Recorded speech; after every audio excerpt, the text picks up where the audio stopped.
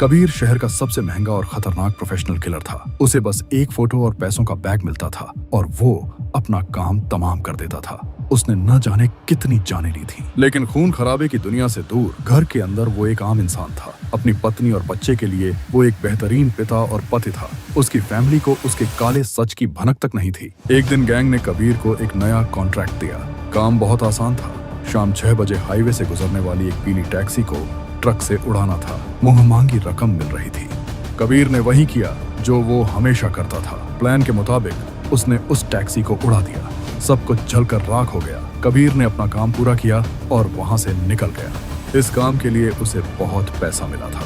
वो बहुत खुश था। रास्ते में उसने अपने बेटे के लिए खिलौने और बीवी के लिए गहने खरीदे और खुशी खुशी घर पहुंचा। लेकिन घर पर सन्नाटा था। कबीर ने सोचा दोनों बाहर गए हुए हैं। कबीर ने जैसे ही टीवी ऑन किया उसके पैरों तले जमीन खिसक गई। न्यूज पर उसी टैक्सी की राख दिखाई जा रही थी और उसमें मिली लाशें उसकी अपनी पत्नी और बेटे की थीं। कबीर ने अनजाने में अपने ही हाथों अपने परिवार को मार डाला। कबीर ने गैंग को फोन किया तो उन्होंने बस इतना कहा, तुमने गलत टैक्सी चुन ली कबीर, यह एक बस एक्सीडेंट था।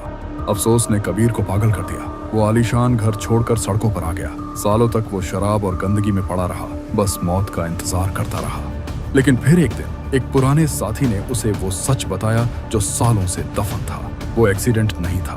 गैंग को डर था कि कबीर उनके राज खोल देगा, इसीलिए उन्होंने जानबूझकर टारगेट उसकी फैमिली को बनाया था।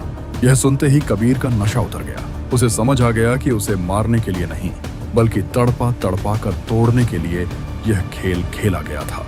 उसकी आंखों में जो अफसोस था वो अब एक खामोश तूफान बन चुका था। शेर सोया हुआ था, मरा नहीं था। कबीर ने तय कर लिया कि अब रोना नहीं, हिसाब करना है। जिसने उसकी दुनिया जलाई थी अब बारी उनकी जलने की थी।